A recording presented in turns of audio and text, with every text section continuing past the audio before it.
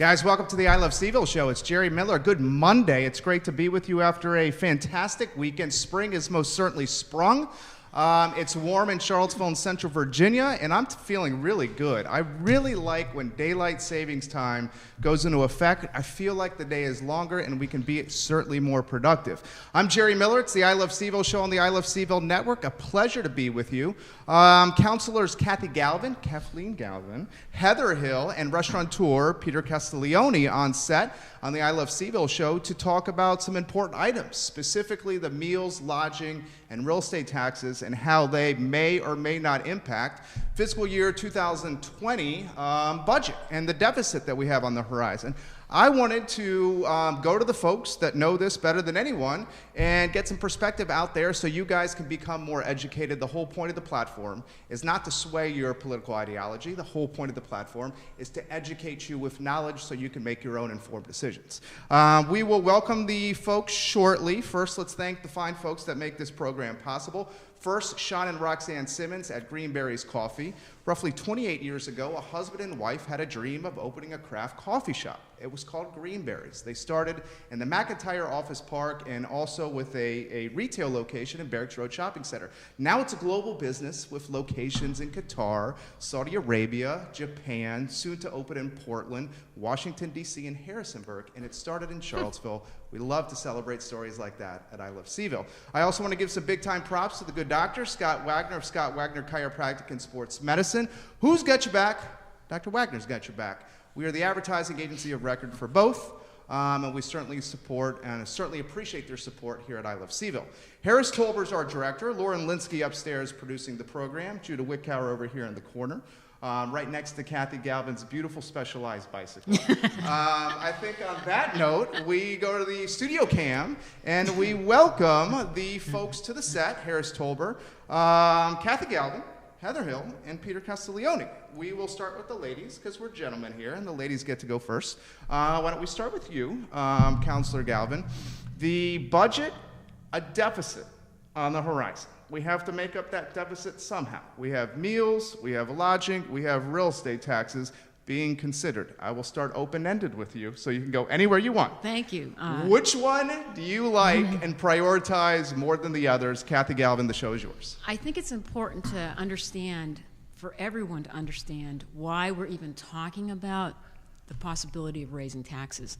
And it's rooted in the need, the dire need, to rehabilitate our public housing sites, to redevelop them so that we have more affordable housing, and that we also pay attention to the growing needs for modernization for our city schools.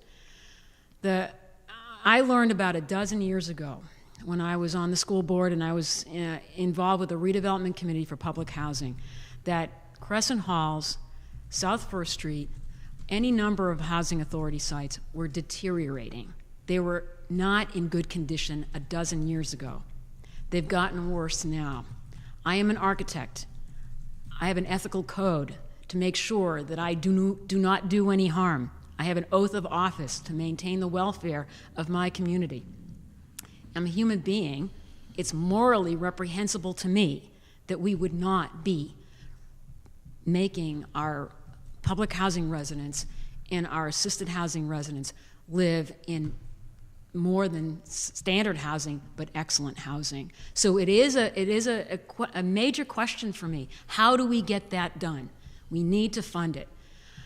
The other issue I've been involved with for over a dozen years, and it was started when I was on the school board, the reconfiguration of our city schools. We have known for a long time that there is a problem with multiple transitions in the middle school years. This is a plan that was going to consolidate it so that there'd be one middle school and one high school. And we would put the 5th grade back into the elementary schools. And in doing so, we would free up a building to be devoted to an early childhood development center. You take care of early childhood development, you take care of two things. You help parents meet their daycare costs, and you close achievement gaps. So you're talking about two of the biggest responsibilities of government. Housing our people who are of most need and educating our children so that we level the playing field. So those are the goals, why we need to fund these programs. Did you say which one you prioritize over the other? Taxes? Yes. It's, to me, if we need to raise taxes, we need to be fair about it. We need to be distributing that responsibility. Is that real estate? Is that meals? Is that lodging? Yep. Is there one specifically that you want to go with or no? Well, the proposal that I put forth was actually a half cent on the meals tax. And believe me, I know how painful that is. I respect the restaurant industry. I respect all the hard work they do. And it was not putting the entire burden on them because they did it last time in 2015. It is, in my view, a regressive tax. I want to get it out there. It's a regressive tax in my view. The other tax that we're looking at is a lodging tax, so a cent on the lodging tax. That is more palatable to most people because it's obviously viewed as, oh, these are people visiting us. This is our tourism industry. And then a cent on the real estate tax was related to the fact that public schools are historically funded by real estate taxes, and it should be a responsibility shared by the entire community. Now, I put that out there. I am also digging deep into our budget policies to make sure and I lift every stone we can so that we can avoid taxes. I am not about punishing any one group of people with taxes. I'm trying to communicate as strongly as I can that these are shared responsibilities. Coretta Scott King said that the greatness of a community is measured by the compassion of its members. That's where we're at right now, folks. Let's get Councilor Heather Hillen. That was good. Let's turn that into a sizzle reel there, Heather. Or Harris. Heather, the show is yours. This was my question. Real estate, lodging, or meals taxes. Is there a prioritization of one over the other for you, and if so, why?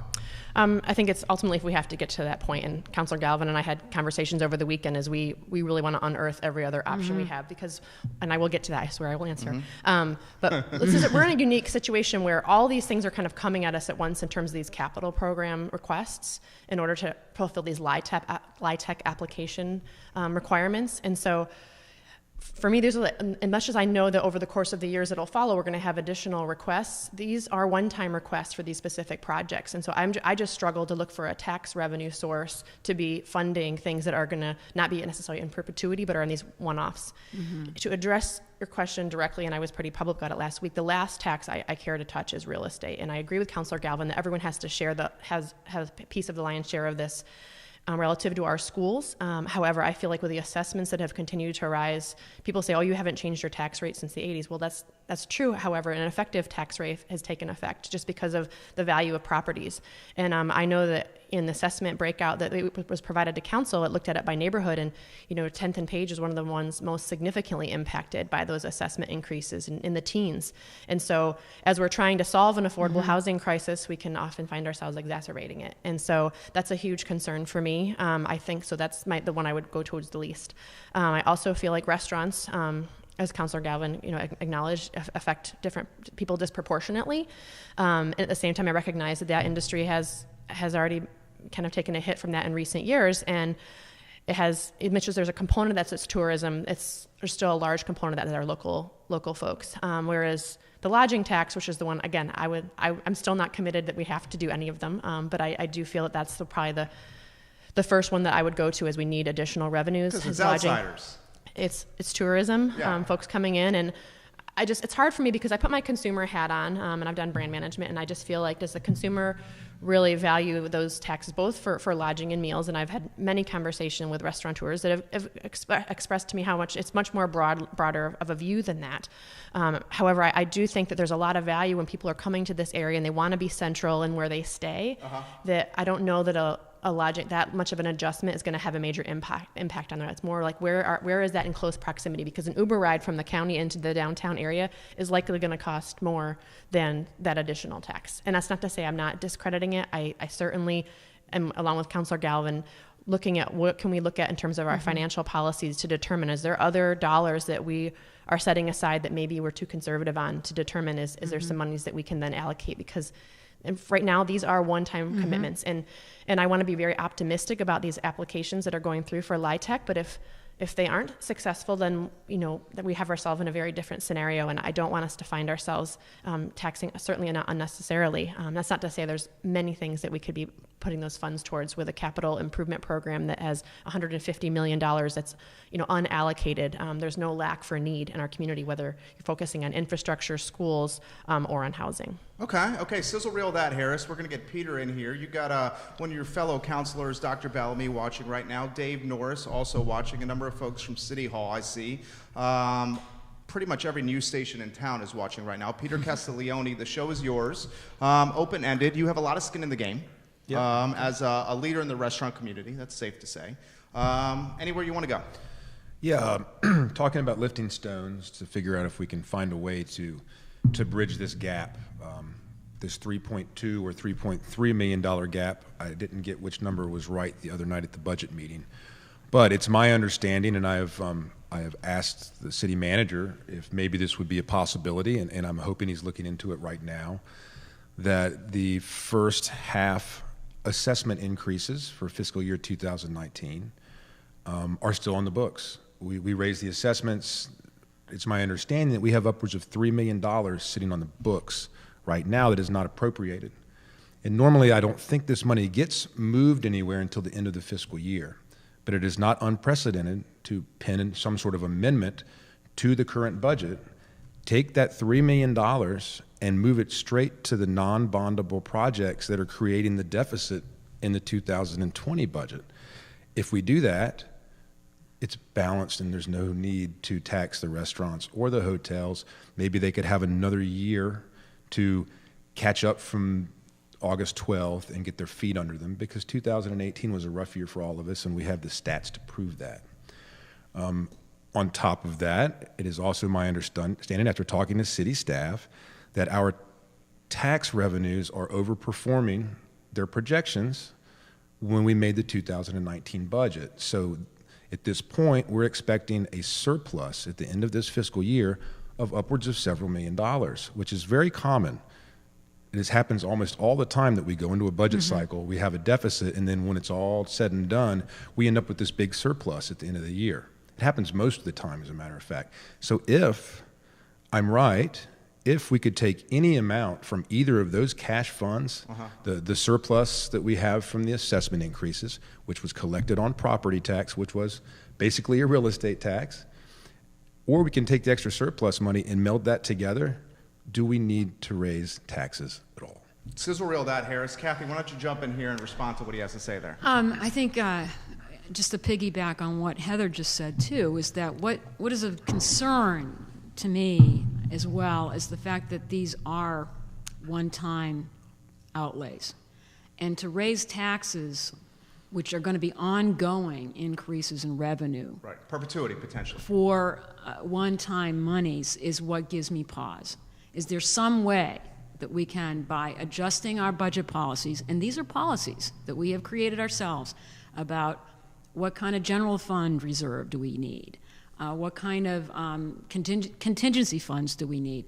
And if by just looking at the $3 to $4 million that we're talking about of one-time monies to pay for the immediate needs right now of this year, we can adjust our policies with regards to general fund revenues.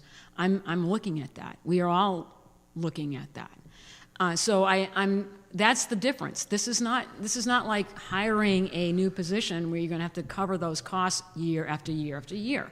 This is one time to make sure that we're filling in the shortfalls in a lot of the funding gaps for our affordable housing nonprofit developers as well as the Housing Authority.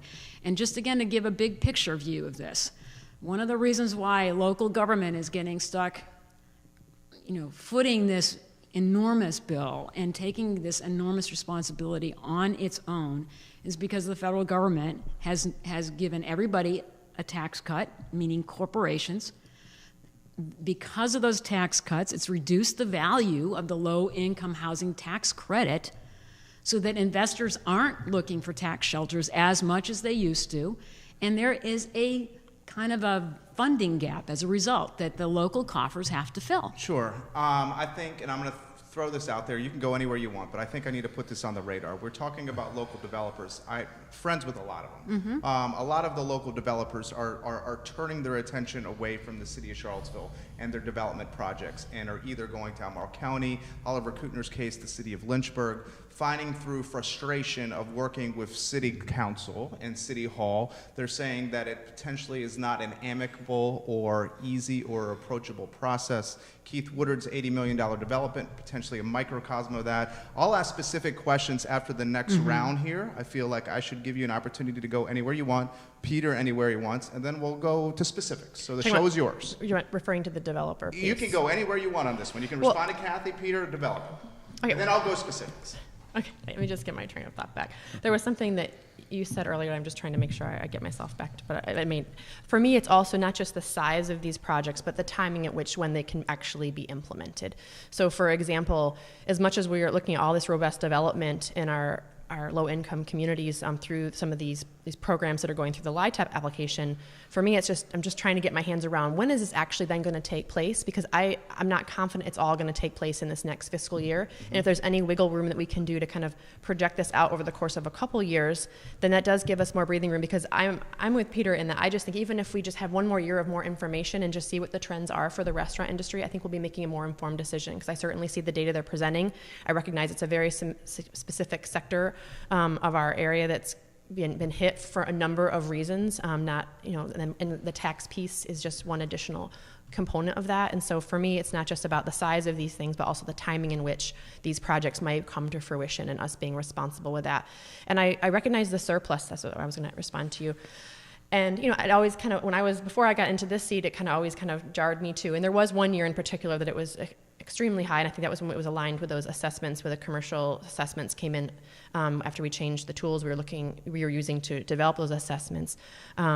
However, when you think about the entire budget on the grand scheme of things, the percentage of that surplus relative to the whole budget is relatively small, and you certainly don't want to find yourself on the other side of that. And so I think there is some level of conservatism that is put in there, but I'm not going to disagree. I think that there are some places that we should be leaning in, and I know that that's what we've talked about in the last recent days. That last budget work session was challenging for all of us, and I think we're all just trying to determine, where are some of these priority areas where we can find those additional dollars without going to the revenue sources, but we certainly have to continue to have the conversation that these might have to come in play.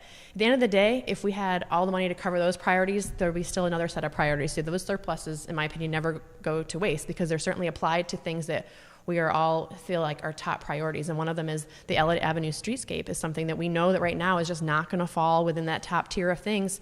And that's when I feel like there's folks that certainly live in those areas that recognize this is a safety concern. And so there just continues to be those development or so those infrastructure projects that continue to fall below the line and can't get on the funded list.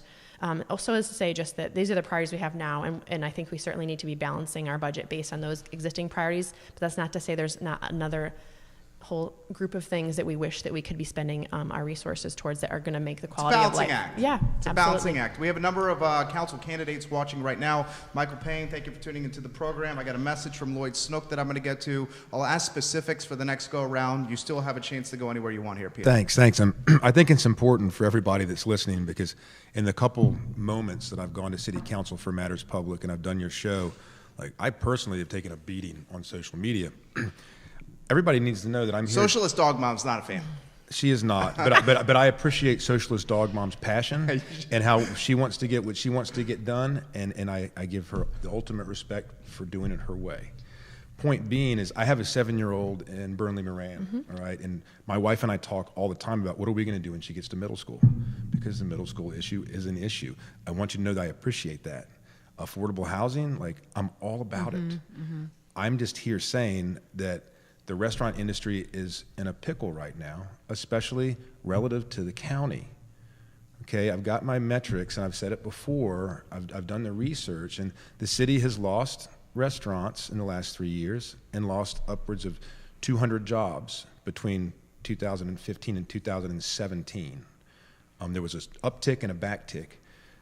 The amount of restaurants that have opened in the county from 15 to 17 was 39 restaurants, and there's over 728 jobs that they have. So my biggest fear is that since we have one pie that we take all of our money from to generate this $12 million of revenue that the restaurant industry brings to the city every year, there's a tourism group, and there's a local group, and there's a regional group. There's our metropolitan statistical area. If the county is constantly sliding new pieces into that pie, they're going to start pulling the tax revenue away. It's not like we have more tax revenue. So we in the city want to see our tax base grow, and we want to see it grow through collecting more meals tax. More restaurants and more business in the city would make that happen. I think we're trending the other way now, and I'm really worried that that's going to keep happening. Heather wants to jump in here. I like that. Yeah. Jump in, Heather. But I just want to acknowledge to Peter, I posted this, and I think one of the prior feeds that you had going is, I see we have a unique restaurant industry in the city relative to the county, because these are all independent restaurants that I think really do draw people into them. And I recognize that we need to show that support in order for them to flourish, because we are going to be limited in the number of restaurants that we can have and how much we can get in terms of revenue out of those existing storefronts. And so I just want to make sure I was clear. I really just see this as a very unique restaurant industry in the city relative to the county, and it's important that we continue to differentiate. Well, I brought this point up to Mike Murphy and the city management, and we have a message from Mike Murphy, but go ahead. I brought it up at the February 6th budget session, and my point was this could be a problem. The answer to that at that time, and it was put out the other night in the last budget work session, is, well, the county just has more land. And since they have more land, they're going to open more restaurants. And the city doesn't have open commercial space for restaurants to open unless one closes. I disagree that the city does not have open commercial spaces for restaurants. But if this is the fact, that the county has more land and it's going to keep opening more restaurants, all that does is support my fear that the county is going to keep gobbling up the market share and pulling away tax. I want to step in here a little bit too, okay? I because like that. I think the issue is we're setting up this position where the city versus the county, and each locality has a distinctly different character, okay? So people that are coming to restaurants in the city want that urban vibe. They want the walkable, bikeable place, the character, the physical form itself. So that's not going to go away. This is still a pretty unique character of Charlottesville. The county's got a whole different kind of orientation. I mean, the beauty of the rural areas and the wineries, that's a whole other niche. They're facing a serious challenge with having to redevelop their shopping centers. Because guess what? Brick and mortar retail is actually imploding. And you can just read about it every day. And we actually saw in the city coffers the reduction in our revenue from the revenue sharing agreement. Mm-hmm. So the city's position is doing very well. Was that $1.8 million? We were $1.8 million down on revenue sharing this year from the year previous? I believe it was around that. That was the number they threw out at the February 6th meeting. That's a lot of money. That is a lot of money. So that's why, again, we're dealing with a shortfall. Yeah. But the county, your positioning was that the county is going to be, outdistancing us. No, I think we're moving together a little bit. I think his position. I'm not saying outdistancing. I'm saying pulling money away from the amount of people that come to the city and the county. I think that's 100% true. I think that's 100% true. Nolan Hartstout from the Daily Progress says this message from Mike Murphy. There's nowhere else to put a restaurant in Charlottesville, and every time one goes away, another one goes in there.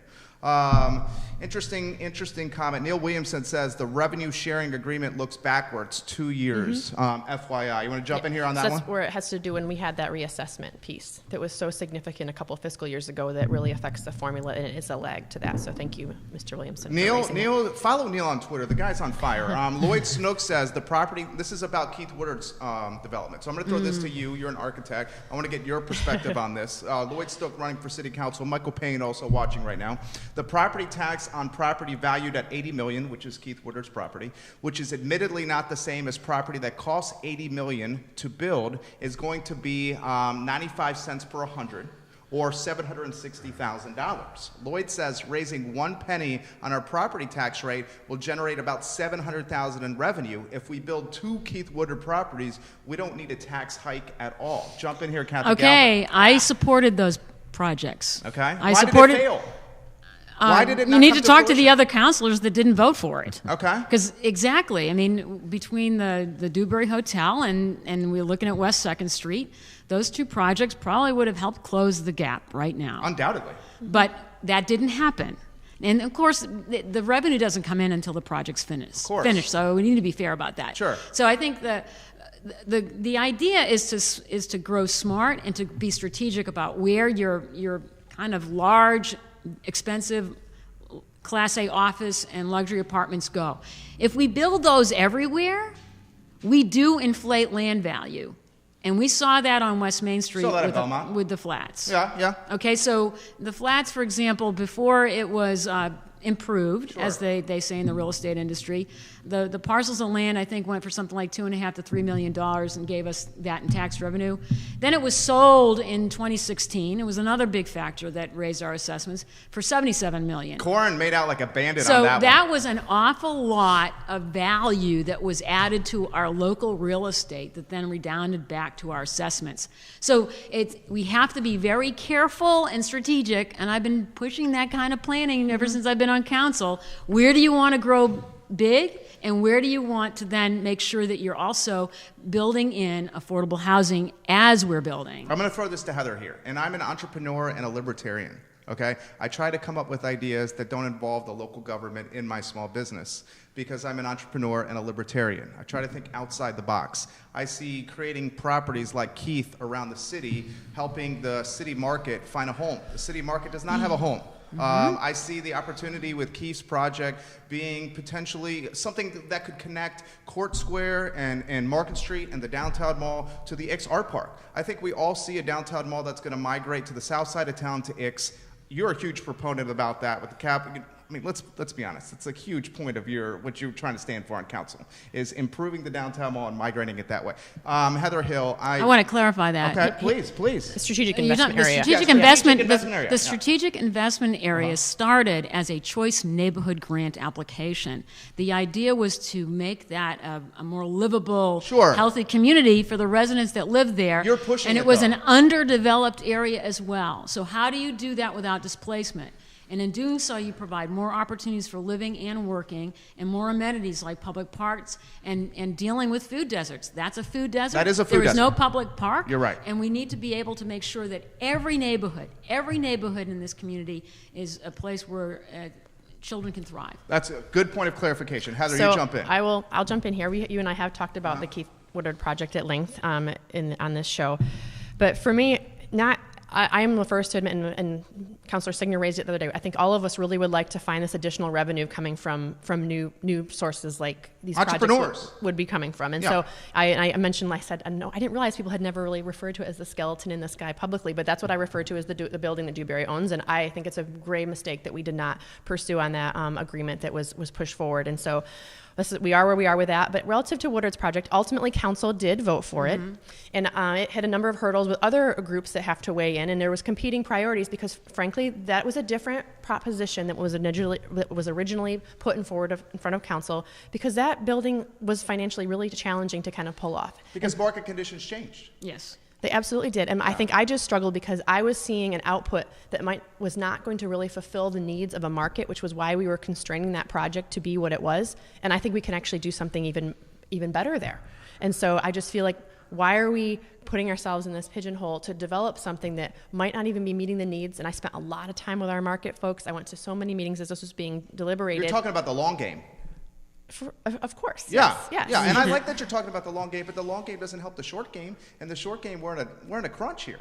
And I think there's other opportunities for us to hang our hat on those things. I just don't think that every development is good development. I'm carrying it a little differently from Kathy. I don't certainly have that background, but I think there's a lot of great things that we can do with that lot, but we have to be strategic, and it is more of a long game. And in the meantime, we have to find where are those short win opportunities, and I do hope that the Dewberry one is one. Peter, anywhere you want to go? You know, I get called out a lot for being aggressive or coming on a little Alpha? strong. I'm not saying that, but I want everybody to know that the reason I came out so aggressive in this particular budget cycle is because we got backed into the corner with some really bad information when we started this process, and I've given it to you, and I've put it forward, and a lot of that information has been changed.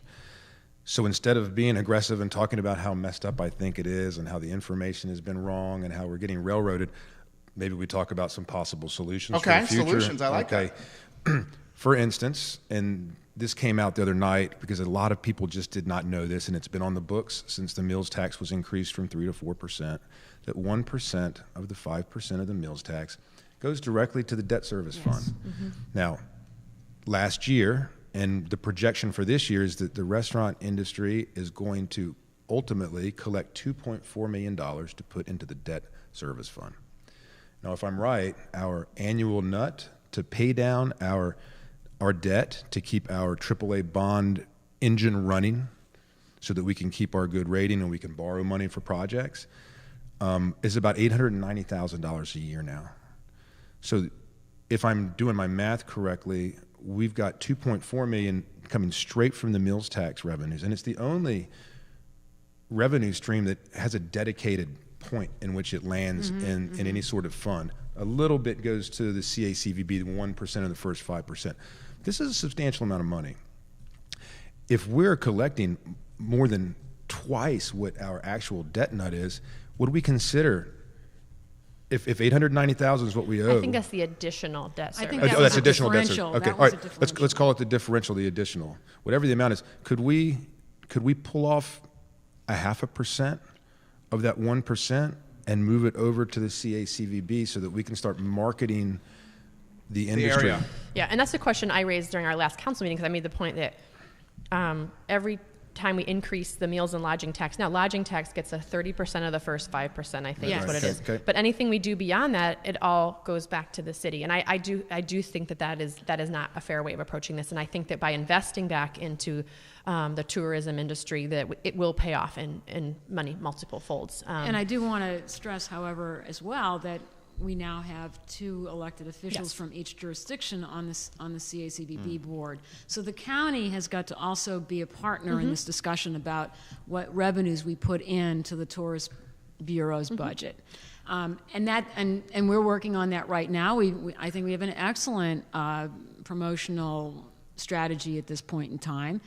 And we're also in the process of looking for a new executive director. So just as we're looking for a new city manager, we're in a state of flux right now in many, many parts of our government and in our agencies and bureaus. So right now, we're going to be getting new leadership. And we're all looking at what kind of leadership we want. We want people that think strategically. We want people that are able to look proactively and think ahead. And we want people that come up with creative solutions. Which of those 3 guys did you like best?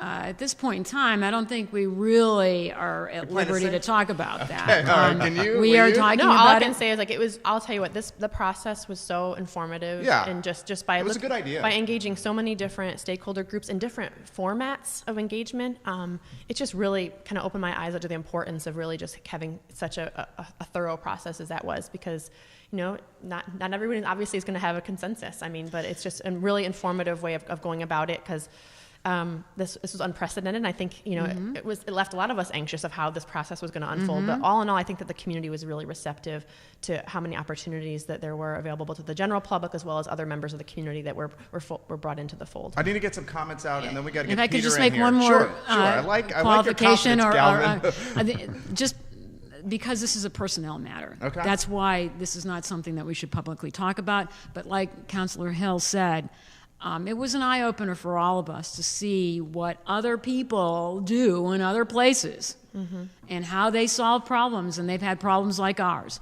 I will underscore, though, this is a critical moment. The low-income housing tax credit applications are due in like a week.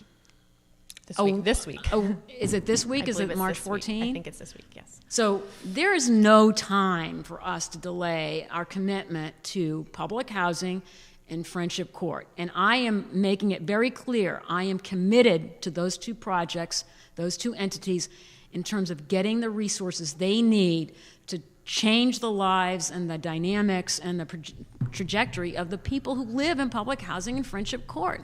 These folks have worked hard, and that is my goal. And I'm trying to do whatever I can to pay for that. And that's why I am still talking. I'm willing to entertain taxes, and I am willing to dig deep into our reserve funds so we don't have to pay taxes. But Understand me, please. That is a moral, ethical obligation in my mind. Yeah, and beyond the five of us on council, we have, beyond us, like the public has been expressing that these are our priorities. I mean, for the last, ever since I've been on council, I mean, every week after week, it's housing and our education system as being our top priorities and the things that we need to be delivering on, and then infrastructure being right there in the mix as well. We're going to get you involved here. We had Sunshine Mathon, the executive director of the Piedmont Housing Alliance, to talk about Friendship Court right here on this set last week. If you want to see that interview, go to ilovecville.com. I encourage you to like and share the program. That's all I ask. 4 people, a lot of time and effort. Like and share the show. Neil Williamson says this, and then I'm going to throw it to you, Peter, where you can go where you want. Charlottesville and Albemarle currently provide the state-mandated minimum percentage of the lodging tax to the CACVB Tourism Board, which we know. Thank you, Neil, for that comment. Peter Castiglione, thoughts over there? I know you got a big, beautiful brain. Again, I'm going to go back to the solution process. Yeah. We looked into some way that we could get the tax revenue from the meals tax back into the restaurant industry for infrastructure or for marketing. And really the only way to do it is a bid or a TIF or to create a district from Belmont to the corner and then get a percentage of that money with an association. And then you're leaving people out. So it's really hard to make that happen. But if we're right that $1 brings back $6 on these kind of marketing investments, then some amount of money needs to come out of the meals tax collections to go back into supporting the industry. And if that is just bringing more tourism our way and bringing more business in for everybody, that seems fantastic. All of the money is just going in to pay debt and going into the fund. Can we find a way to fund the CACVB with some meals tax and some lodging tax and see if we can grow our tax base through tourism? I was shocked. I was utterly shocked. And when you compare it to municipalities like Asheville, North Carolina, and we had Adam Healy on the set here, and he goes, Adam Healy is the interim executive director of the CACVB, and he said, I would like Charlottesville, Virginia to be the Asheville of the Commonwealth. A lot of similarities, and I'm going to throw this to you, Kathy. And he says, we got the outdoors, we got the breweries, we got the food, we got the downtown mall, we got the music. There are a lot of similarities. And it was startling, the amount of money that Asheville had for marketing and branding the area compared and contrast to Charlottesville and the budget we have to market that area. I encourage you to listen to that interview on ilovecville.com. I'm going to throw this to you here. Sure. I would think, as the owner of an advertising agency, and this is not rocket science here, that post A12, and we are what are we, 18 months, roughly 18 months since A12, I would think that branding and marketing the Charlottesville, Albemarle area, and Central Virginia in totality, let's be honest, should be one of the biggest priorities right alongside affordable housing. Because if we can get tourists to come to the area, tourists come to the area with an open pocketbook, excited to spend money. And so when you're marketing yourself, when you're projecting who you are, whether you're a person or a place, you want to be authentic, right? You want to have integrity. Okay. So what is Charlottesville all about? We're a progressive city doing progressive things, right? And so you got to put your money where your mouth is. Okay. And in my mind, that's content, that's substance. That is doing things like investing in affordable housing, investing in our schools, and investing in our streets so that they can be walkable and bikeable and also, kind of sustainable. I'm just saying that you got to let me finish the whole thought here. Absolutely. So if you're telling me that we got to market ourselves, part of marketing ourselves is being true to ourselves. I think that's fair, and I'm going to play respectable devil's advocate with you. Okay, I love the back and forth dialogue. If marketing and branding Charlottesville and Albemarle is marketing and branding affordable housing, there's not a Tom, Dick, or Harry from New York City, Chicago, or Nashville that are going to come here because of that. I'm saying we're branding. We shouldn't need to brand our reality, right? We are who we are. We are committed to being an inclusive community. You look at all our promotional literature, right? We're trying to be inviting to everybody, every class, every race, every gender preference. I agree. And that is, if we're not really doing that, then we're not being authentic. That's all I'm saying. Yona Smith is giving you props. She says, be authentic and true to yourself. Well done, Kathy. Thank you, Yona, for saying that. She's one of the fantastic realtors in the area. I'm going to throw this to you here, Heather, and Peter, you jump in. If we're going to get people from D.C., from New York City, from Chicago, from up and down the eastern seaboard, from North Carolina to come to Charlottesville, I've got to think that we have to undoubtedly brand and market restaurants, wineries, breweries, the outdoors, and the incredible music scene we have here. And I'm not sure that's being done. And maybe it's not being done because the money's not there. Your thoughts? Go ahead. As far as I know, it is being done. The question is, it's How been much? presented to That's us what by I'm the saying. executive Yeah. director, How the much? interim. He's got like 300 grand. Is that Adam is saying that we're not doing enough. When we look at our numbers, we're making very good gains in revenue from our tourism industry. We haven't seen a dip in tourism in Charlottesville since August 12, 2017. Do you have anything to say about that? I'm going to leave this one alone, Jerry. You're not going to respond to that? You, If I respond, I'm just going to get hangry. as a and restaurant someone stay owner, away you from have it. not seen a dip in tourism? I've seen a dip in business. If it's tourism or it's not, I don't know. I And believe I'm that basing it from if the the revenue. tourism numbers are growing, it doesn't mean they can't grow more. Okay, if they are still growing a bit, Mm-hmm. it doesn't mean that they would have grown a lot more.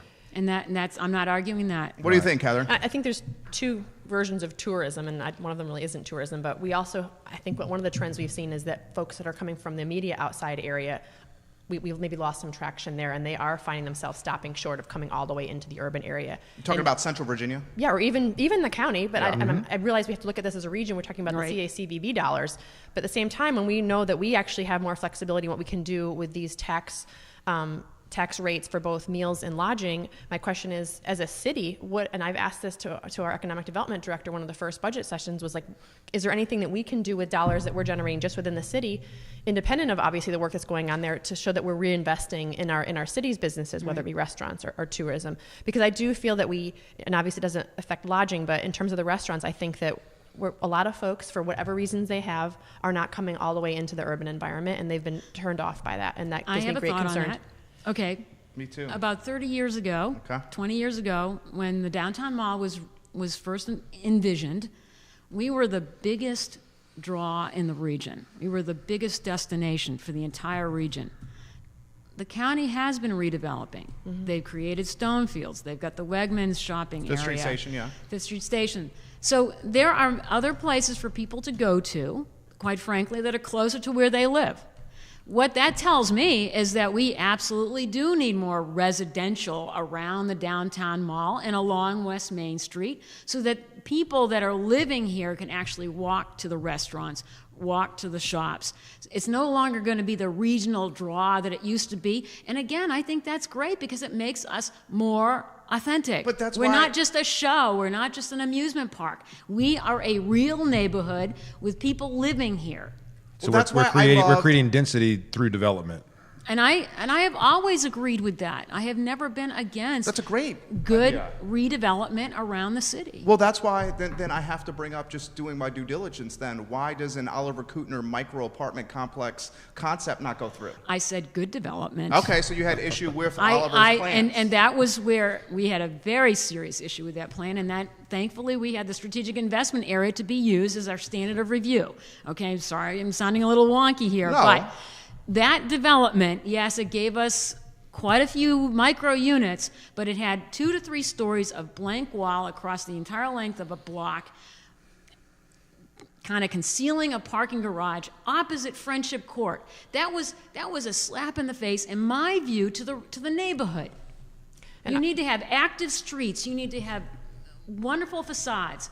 And that's the architect coming out of me. That's the urban designer coming out at me. And it's anything that I wouldn't want in my neighborhood, we shouldn't be putting in anyone else's neighborhood. What do you think, Heather? And I'm not an architect, but I can tell you there is a property adjacent to there that had similar folks backing it that I think looks like an unfinished project. Which one is that? On the corner of Garrett and 2nd Street. And I just struggle that that's completed and here's where we're at. That's where I just don't believe that all development can be good Is that development. the treehouse, the green building? Yes. You're not a fan. That's Oliver's. I wasn't even 100% sure who was. I just tell you, it does have the feelings of a treehouse, I guess. The other development down there Treehouse. that was a by right development was the hotel. That hotel that's in that part of the city, I actually take my students there to demonstrate to them how you do not do buildings like this if you want to have an engaging urban street life. Let mean me throw a adjacent comment to out, the and then ACAC. Peter's got to get, adjacent to ACAC. Let me throw this out. This is from Ray Cadell from the wedding industry, and he's watching here. He says, ladies and gentlemen, the wedding industry creates $50 million in business for Charlottesville, Albemarle, and Central Virginia. There are plenty of people who stay and spend the night within the city limits, who then go to restaurants like Maya and on the downtown mall. We need to get people like this coming to Charlottesville, and the only way we can do that is by increasing the branding and advertising budget for Charlottesville and Albemarle. Your thoughts? Jump in here. We're coming down the stretch, aren't we? We got time. All right, because I want to share a quick anecdotal story that happened when I was coming in here earlier today, because I wanted to speak to page 14 and 15 of the proposed budget. I went next door to the market to get 2 chicken salad sliders and a bottle of water so that I could eat something before the show. And I'm walking in line, and there's a lady in front of me, and she has a $5 ham sandwich and an apple. So she walks up to the counter and she puts it down, and the young lady says that would be $6.17. And the woman looks at her and says, "The apple cost $1.17?" And she said, "No, ma'am, wait a minute." So she reweighed the apple and said that'll be $6.17. And the lady goes, "The apple was 67 cents and the sandwich was $5. So the lady's dumbfounded, and I leaned over her shoulder. I said, "Ma'am, that would be the 10.3 sales and meals tax that you have to pay." And here's the thing, and I'm going to throw this out there. Who is the gentleman that owns Bagby's? I'm drawing a blank on his name. I don't recall his. Okay, I had a great conversation, and my wife's watching right now. Sweetheart, I bought you 3 chocolate chip cookies because I know you're not feeling well. That's coming later today. I had a conversation with him, and he said, I had a conversation with Mike Signer, your contemporary, the other day, and we looked at the receipt, and I said, and the gentleman who owned Bagby's goes, "Look, this is the meals tax." And Mike responds to him, and I'm paraphrasing, but it's an accurate paraphrase. And he said that it's just an extra 11 cents. You know, no big deal. That's not going to keep people from coming to Bagby's. And he then relayed to me, because he knew you guys were coming on the show, and he says, it's not just the extra 11 cents. It's the perception, that the restaurants in Charlottesville are more expensive. And as someone who's in the business of managing perception, that's what we do here. That's a powerful tool. You know, I want to get us back to why we're having this conversation. There are big unmet needs in this community. And we're talking about affordable housing, and we're talking about education. Affordable housing is what we need to invest in order to keep ourselves inclusive and to maintain the character of the place that we love, which is a diverse community. We need to invest in education because that is the future, and it also is a big reason why so many businesses have come and located here, because of the excellence of our city schools. We have not modernized a building in over 50 years. Which one? None of them. None of them. None of them. We maintain them, but we don't modernize them. I mean, surrounding rural counties actually have invested more in new educational facilities than we have. And we are a wealthy community. So we can't keep kicking the can down the road. And I want to say again, local government is left with the most regressive tools in the toolbox. We don't have the capacity to do income taxes like the state and the federal government can do. And guess what? The federal government has been abdicating its responsibilities to take care of transportation and housing. The state has been cutting its education budget for over a decade. And the transportation funding from the state is pathetically low. And who do then have to kind of pick up the slack? It's local government. And we are equipped with the most regressive tools in the toolkit. Sounds like some tenets for a potential platform on the horizon. I'm I'm just saying there, that that's the reality we're at. And I'm trying to get us to be aware that we have to work at this together. Heather, you got something to say here. No, because I just want to echo that sentiment, and that people understand, like, this is a struggle for us, the 5 of us that are looking at this. I mean, this is something that I probably have lost the most sleep over, is just thinking about how can we get to this end game where we are accomplishing and picking steps forward, not kicking the can down the road on these really important needs. Because in terms of the schools specifically, it's not just about the facilities being modernized because they're aging, but it's because education itself has changed over the last several decades, and how our children learn and the types of spaces they need to learn most effectively as a result is changing. And like Peter, I have 2 kids at Burnley Moran. We're at the same elementary school, so it's important to us as parents as we see our kids progressing through our school system.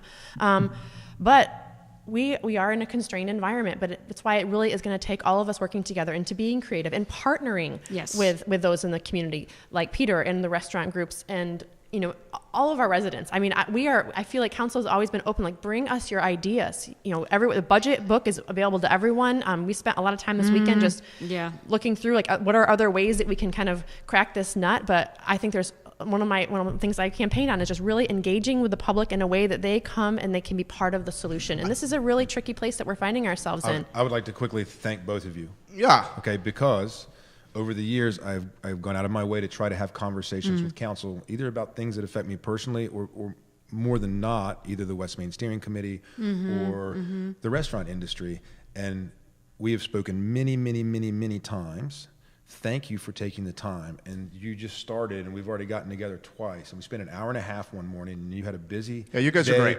So I just want to say thank you for being the type of council people that take the time to engage the public. Well, thank you, Peter. And I want to thank you because you're pushing us. You're pushing us to look at every page in that budget, every policy that we've ever adopted, and seeing what needs to change. And if we can, and we will.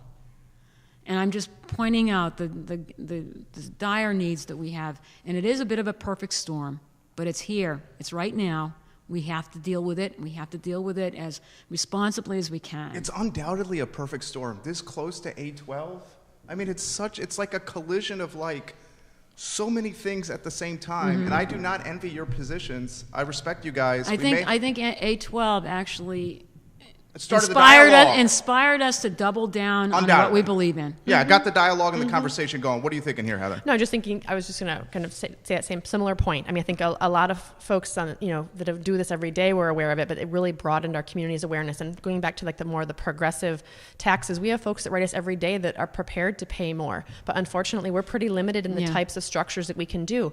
I've even asked about how can we have that we can create an avenue if people just want to literally contribute to the city, because there are some folks out there who I think really would like to do that. And a lot of folks have different capacities than others, and you can't just do it based on property values alone, because we have people who've been in their homes for the last 40 years, and they've continued to assess higher and higher, and they're at a point where even with the most aggressive tax break type situations, they're going to find themselves having to make some tough decisions on whether they reside here. And that's not a position I want us to find ourselves in. So we need to get very creative, and also just recognize that there has to be maybe other ways that we can bring revenue in from even residents that can afford it. And unfortunately, we have some limitations. I want to throw this out there and then get your take here. And, you know, he is a commercial and residential owner. I own 40% of this building and have 23 tenants in here. I need to say this. If you raise the real estate taxes, the landlords ain't going to get taxed on it. We're passing it down to the tenants. I got a 5% escalator, triple net leases. I'm not going to feel the burn here. Keep that in mind when you're raising real estate taxes. Well, the other thing I did dig into was the impact of the tax cuts, the Trump tax cuts at the federal level. And I totally understand how more average people cannot write off their real estate taxes anymore. However, commercial properties can. So that is not totally, the full impact of these taxes are not going to totally be passed on to renters, because the commercial property owners can write off their state and local taxes. My leases go up 5% every year. I'm just saying, the Trump tax cuts combined with the refunds that the state government gave to everybody means that at the state and federal level, they're returning money to people, and yet the needs are still here. Someone has to pay for it.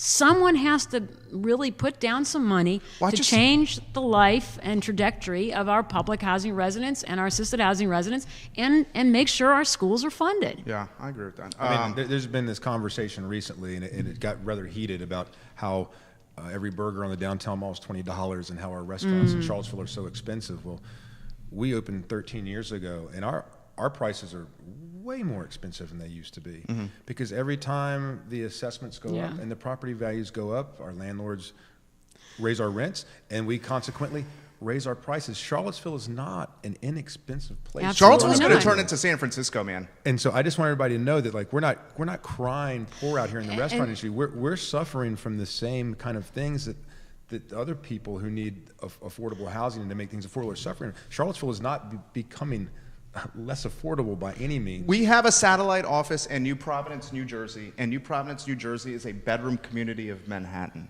And when we go to New Providence, the price of goods, the price of restaurants, the price of hotels, the price of real estate, everything has turned New Providence into I'll cut to the chase, a white, rich city. There's no one else besides white, rich people when I go there every 90 days for a week to service our clients. I fear that these maneuvers, and I understand that you guys have your backs against the wall here, and I tremendously, tremendously respect you guys. I tremendously do. I fear that these maneuvers are going to have the same impact on Charlottesville. Okay, a maneuver is usually a term used in the military, Strategy. which is a strategy. Okay, so we're The talking tools that you have about in your we're talking toolbox. about needing to have very strategic approaches to meeting our needs, and we can't be talking about this in a vacuum. We have had endless conversations about the need for a comprehensive affordable housing strategy. I have been a proponent of this. I had like a 90-point memo that I sent in August, which everyone keeps debating. We're finally moving through and getting some help in actually crafting that strategy. It's going to include things like expanding the number of units in our city, changing our zoning so that people can do more accessory units and more different types of kind of unit combinations in the neighborhoods. So we do know we need to make more people live here, allow more people to live here to get the price per unit down. Those are good ideas. The But- quadplexes, triplexes, Yeah, those yeah, are good ideas. the missing middle, so Yeah. that you're not destroying the physical character of a community, Right. but you're also allowing for more people to live in our community. I like those ideas. What So do you think? that's happening, and that's going to happen, but it takes time. This is also a community that wants to weigh in. We have people that want to participate in decision making. So every process we do is very inclusive. And we're moving through that slowly but surely. It doesn't happen to solve our acute need right now. And again, I can't stress enough how much I understand the pain of the tax burden already on. I'm a property owner. I had my kids go through the city schools. We do go out to eat once in a while, but not as often as we'd like because we can't afford it either. So I think what I'm trying to say is that this is not being done without great empathy and respect for every resident and every business owner in this community. I understand.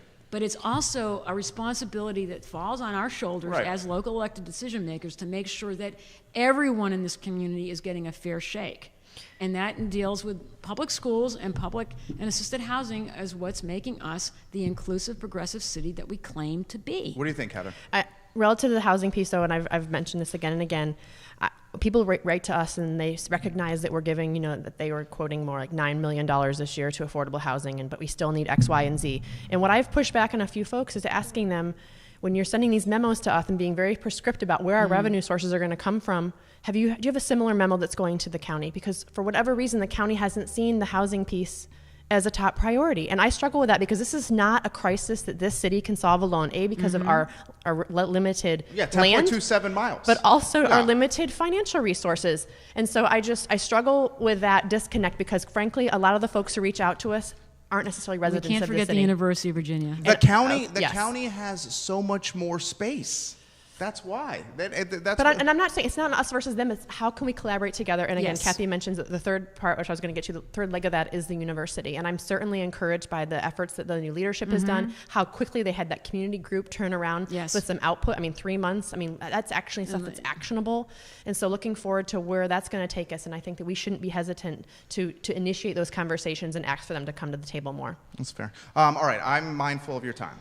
So we're roughly at the hour marker, and I think what we need to do, just to dot the I's and cross the T's, is give everyone a final word where they can go anywhere they want, and then we'll close it down. Sure. So we stick with the hour. You want to go first? I'll go first. Yeah, Sure. Peter, Peter Castiglione, and wait 1 second. We'll turn all these into sizzle reels here, Harris. You can go first, and then we'll close her down. We're going to do this every year. The budget process is the budget process, and it is complicated, and we need money to go to lots of different things, and we need to protect our tax revenue, restaurants and hotels. All of these things are going to keep happening. I want to make sure that as we move forward, that this budget process remains transparent, okay? That the information that is put forth when this budget process starts is good information that it's not tainted information, and I want some accountability. And through transparency and good information, accountability will follow. This particular budget cycle, in my mind, did not really start off that way. And I'm glad that I can be here in this forum and be part of a transparent discussion. I want to make sure that you guys help us make that better as we move forward. And I'm certainly receptive to that, and I would love for when we get through this, and obviously the next 3 weeks there's a lot of conversations to have, but as we look at this more sustainably year after year, what are ways that we can engage some of those key stakeholders to ensure that all the best of data is come together? Because I don't think it's anyone's ill will that anything comes, but it's just a matter of how do we open up that door and engage folks such as yourselves earlier on, so when that bit of data first comes in front of council or in front of the public, we all feel good about it. Yep. And we're all talking the same story. And I mentioned it earlier, for me, this is all about collaboration. I really believe that we have both the financial resources as well as intellectual resources in this community to solve its toughest problems. And right now, budget is one of our toughest challenges. And for me, it's like, how do we work together to effectively get to that finish line? And I'm looking forward to these few weeks ahead, but even more importantly, because you're right, year after year, as we look at more that our schools are going to ask of us, how are we going to overcome those hurdles? And I think that looking back at our process and how we open it up even further is part of it. But I really appreciate you guys all being around the table today, and Jerry for setting this up. Yeah, no doubt. Absolutely. Kathy Galvin. So sure. Again, I see three big things that are looming large. Okay, we're talking about affordable housing and education today, and then I also see the transportation investments are huge. Yep. And in all those three areas, we've got to be partnering. I can't agree with Heather enough. And it doesn't mean that we haven't started doing the partnering. We started working with the county on writing these memorandums of understanding several years ago. And that's given rise to what we call like the Regional Transit Partnership. We're moving forward together, city and county, to talk about how we're going to be making a much more robust public transit system. We also need to be engaging the University of Virginia a lot more intensely. We did succeed in getting $5 million from the University of Virginia last couple of years to pay for West Main Street.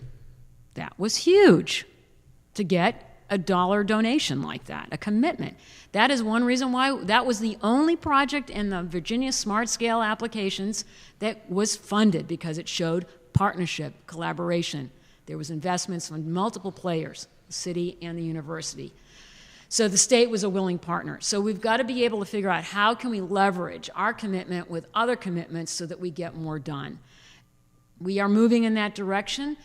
We're going to be getting new leadership in the city, and I can only see better things happening. I will say I want to give a shout out to our staff. Our staff has also been going through a hard time. You guys work hard. Mm-hmm. They work hard. Yeah. Night and day, weekends, and they have put together a budget based on our existing policies and based on what they hear our priorities being, that will meet those priorities. And now we are wrestling with how to pay for it. So I don't want to leave today without acknowledging the hard work of our city staff in this whole process. Absolutely. And so it's a partnership. It's a matter of trying to build trust. When people are feeling that they are singled out and receiving the entire burden, like the restaurant industry, I vividly remember that in 2015. That's why the one tax proposal I'm willing to even entertain, if we can't find another strategy, is to diversify the responsibility, not just put it on the restaurant industry. But I too, with Heather, am working with our staff to try to find an alternative way. It's not over yet. I will say, though, by hook or by crook, I'm going to make sure that our public housing community and our nonprofit housing providers are going to be able to submit their applications for the LIHTC tax credits next week or this week. I am not shirking that responsibility. Absolutely not. And we're going to do it however we need to do it. Okay. I appreciate that. I've been mindful of your time here. Thank you. Okay. Anything else, Dan? No, I'm You good. feeling pretty I'm good? feeling very good. I think we need to do this a lot more. And hey, mi casa es su casa. Thank you. Hey, seriously. Gracias. De nada. We'll close this way, guys. And we close the show the same way. Before I close the show the same way, I want to encourage the University of Virginia to be a larger stakeholder in this process. I think UVA needs to have much more skin in the game, and the skin in the game starts with money being invested into our community. I think UVA could be the solution for our public transportation needs. The public transportation in Charlottesville, and I'm not throwing anybody under the bus, leaves a lot to be desired. If we figure out public transportation in Charlottesville, I think we can start solving the affordable housing crisis. And perhaps it starts with UVA because they are the largest employer in the city of Charlottesville. So UVA, President Ryan, open up the checkbook. Let's get that billions of dollars that you got and throw it to City Hall and throw it to Albemarle County. Let's get public transportation a little bit more robust, approachable, and accessible. And let's allow folks to potentially move to the outer counties where instead of paying $12.50 a month, they can pay $7.50 a month, save $500 a month in rent. That $6,000 a year can go to their bottom line, and then they can get on a bus that's reliable, approachable, and trustworthy, and then get into the epicenter of employment, which is the city of Charlottesville. President Ryan, step up, dog. It's your time to do it. I'm Jerry Miller. This is the I Love CVille Show. We close the same way. If you give more than you take, you make the world a better place, and you probably win in the long run. So give more than you take. And lastly, guys, please embody the golden rule. We are in a time where we need the golden rule more than ever. Yeah. It's not about religion. It's just about treating people like you want to be treated yourself. The golden rule. I'm Jerry Miller for Thank you Harris for that. Tolber, Judah Wickhauer, Lauren Linsky, Kathy Galvin, Heather Hill, Peter Castiglione. 70 minutes. That's not bad. It's the I Love CVille Show. Enjoy the rest of your afternoon, guys. Good work. Thank you. Yeah, it's fun. Good work. Yeah, man. Yeah, very solid. So, guys, this is what you This was substantive. Yeah, it's fun. Didn't have to pull out any paperwork. Was it fair? either. It was fair and fun, right? It was very fair. Okay. And